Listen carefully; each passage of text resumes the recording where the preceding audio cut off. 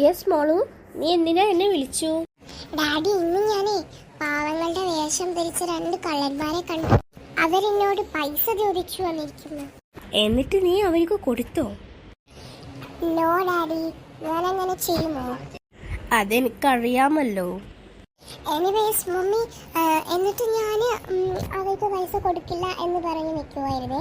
അപ്പോൾ ഒരു പെണ്ണ് വന്നിട്ട് എന്നോട് പറയാ അവർ പാവങ്ങൾ തന്നെയാണ് എന്നൊക്കെ പറഞ്ഞിട്ട് എന്നെ കൺവിൻസ് ചെയ്യാൻ നോക്കുക. എനിക്ക് തോന്നുന്നു ആ പെണ്ണും അവരുടെ കൂട്ടത്തിലുള്ളത് തന്നെയാണെന്നാ. ആ, ചിലപ്പോൾ അങ്ങനെ തന്നെ ആയിരിക്കും. നീ എന്നിട്ട് പോലീസ് സ്റ്റേഷനിലൊന്നും പോയില്ലേ? ഞാനിതിനാ പോലീസ് സ്റ്റേഷനിലൊക്കെ പോകാൻ നിൽക്കുന്നേ. ഞാൻ അവരെ ചീത്ത പറഞ്ഞു കിട്ടും. എന്നിട്ട് ഞാൻ ബസ്സിൽ ഇങ്ങോട്ട് വന്നു. നിനക്ക് 18 വയസ്സാവാത്തതാ നമ്മുടെ പ്രശ്നം.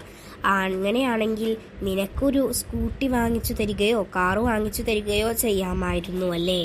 അതെ, അവൾക്ക് 18 വയസ്സാകുമ്പോൾ തന്നെ നമുക്ക് സ്കൂട്ടിയോ കാറോ വാങ്ങിക്കൊടുക്കണം. അത് നീ പറഞ്ഞത് വളരെ കറക്റ്റാണ് പപ്പി.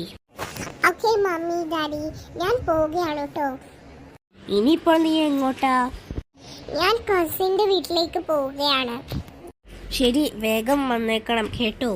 Okay daddy. ബൈ മോളു. ബൈ മോളു. Bye mummy. Bye daddy. ഇവൾക്കൊന്ന് പെട്ടെന്ന് 18 വയസ്സായി കിട്ടിയാൽ മതിയായിരുന്നു. അതെ, വാ നമുക്ക് പോവാം.